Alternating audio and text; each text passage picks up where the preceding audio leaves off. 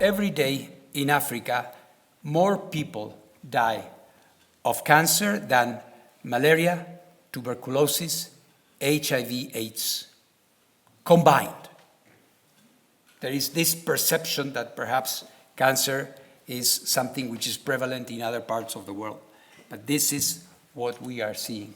And when we cross this with the global statistics from the WHO and your national statistics, we will see that we are moving in an upward curve, which is aiming at close to 40 million cases by 2050, half of those resulting in death. So this is something that shows us that we are perhaps not doing as much as we could do.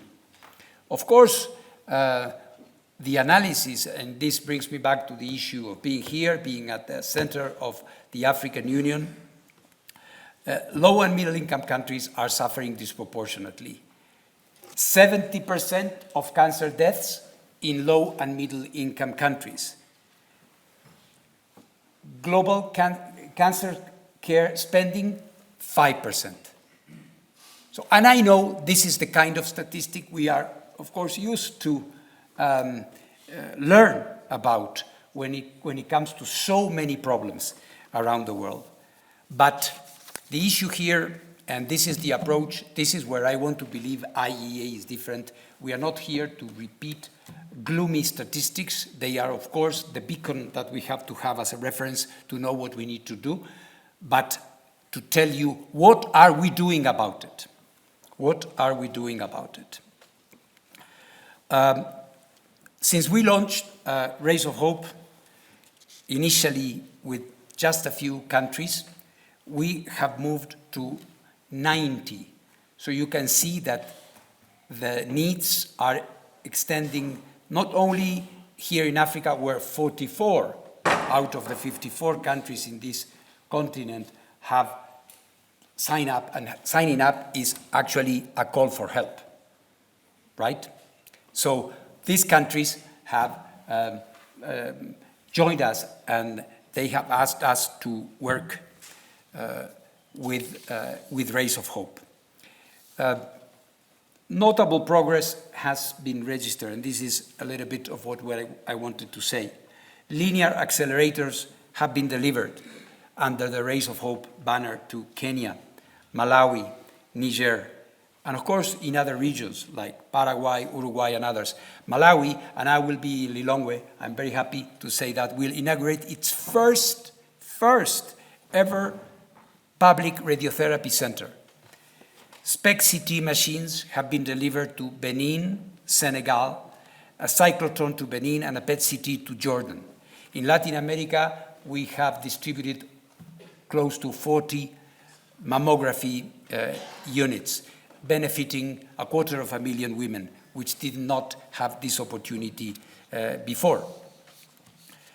Countries like Djibouti, DRC, Chad, and Lesotho are building their first radiotherapy centers. They didn't have any. And we, thanks to this initiative that was started here, so this is not statements, ladies and gentlemen, these are realities that are improving the lives of many Africans because of Rays of Hope. To sustain these advances, I want to recognize the countries that have become what we call anchor centers. Anchor centers are those countries that do have, including in Africa, do have important capabilities in terms of cancer. And they are helping us, we are leveraging their capacities, and they are allowing us to expand faster, first by receiving patients from countries where there is nothing, and secondly, in a very important area, because all is not about CT scan, PET-CTs, and tomographers training. The need to have radiotherapists, experts, it is incredibly important. Something which is also, apart from the countries that are benefiting, and I have given you just a few examples, otherwise I would be going through pages and pages, but to tell you that this is concrete, is how we are trying to partner with donors. It is obvious that with the available resources that we have, we are nowhere near where we should be. And this is why my approach has been to embrace non-traditional donors. I think it is indispensable to work with the private sector, to work with well-established cancer care institutions around the world who have been doing that and have been having I would say, a wider, a further reach than we have, but perhaps sometimes lack the ability to get to places where the needs we know, and we have the cancer intelligence to do it. This is needed. And we have been doing this, as I say, with governments, and of course I'm very grateful each time a country like Japan or the United States and others, important donors, are coming and giving us money, but also other international institutions. And I want to recognize here, for example, the OPEC fund, which has believed in us. So the oil people come with the nuclear energy people and work together in the help of those who need it. And of course, private companies, the companies that are providing the technologies that we see when we enter a radiotherapy room, and I talk about, I don't know, Elekta, GE, Abiy dosimetry, standard imaging, all these companies, they also understood that it is important that they join hands with us and they work together with us. Importantly, institutions, and I have just, before coming and seeing you, we have reinforced our partnership with St. Jude's Children's Research Hospital. Pediatric cancer is one of course, the most crying needs that we have, and one that, of course, moves us all. And St. Jude is one of these institutions that is doing so much good around the world. They have joined us and they are working with us, and we hope to be helping each other in amplifying this important work that we are doing.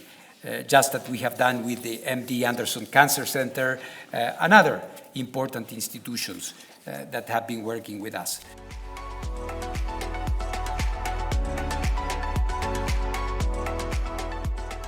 Ethiopia is proud to host this forum and proud to be among the earliest partners of the International Atomic Energy Agency.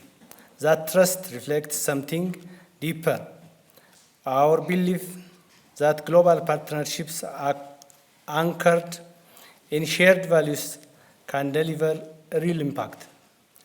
But let us speak honestly. The global context has changed. Development assistance is no longer as predictable or plentiful. The world is asking all of us to do more with less. And that means one thing: we must be more focused, more deliberate, more determined. We must protect what matters most. For Ethiopia, this is a national imperative, because this is not just another agenda. It is about the lives of our mothers and fathers, our sisters and brothers, our neighbors and children. It is about communities that have walked long road for care, who now deserve to receive it closer to home. It is about a rural village where hope once seemed far away, now turning into centers of health and possibility. This is our mission because we have seen what is possible. We have felt the pride of turning hold policy into real progress. We have seen health workers become heroes in the most remote corners of our country. We have watched the numbers fall. Child deaths, maternal deaths, and we have seen the light return to the eyes of families who once feared that care would never reach them. Over the past 3 decades, through the health extension program, Ethiopia made history. We trained tens of thousands of community health workers. We expanded access to care in every corner of the country. We made health a right, not a privilege. But this is not the end of the journey. It is a turning point. The burden of disease is revolving. The needs of more complex, the stakes are even higher. That's why the government is fully seized with the task of reviewing whether the roadmap of strengthen and expand the health extension program is being executed as planned. This is now a routine check. This is a moment of truth. Our goal is clear. We will follow a corrective course if needed. We will act quickly to adapt. We will act boldly to improve. Because when it comes to the health and dignity of our people, standing still is not an option. Progress is not a favor. It is a duty. It is a proposal. Today, Ethiopia is rising to meet the challenge. We are expanding access to cancer care. We are scaling radiotherapy services across more regions. We are bringing life-saving technologies closer to our communities. We are strengthening our regulatory system to ensure radiation is used safely and responsibly. We are investing in nuclear science, not just to treat disease, but to catch it early, to prevent it, to change lives before lives are lost. And we are thinking beyond the clinic. Our Green Legacy initiative is transforming the land and improving public health. Our car-free days are changing habits, promoting active, healthy living. We are reshaping our future by investing in the well-being of both people and planet. But we know one truth: no country walks this path alone. That's why Rays of Hope matters. It is more than a program. It is a promise, a bridge between science and justice, between innovation and compassion, between what is and what could be. We thank the International Atomic Energy Agency for its vision, for its leadership, and we call on all partners, governments, donors, foundations to stand with us, not only as funders, but as allies, as co-creators of a more equitable global health order.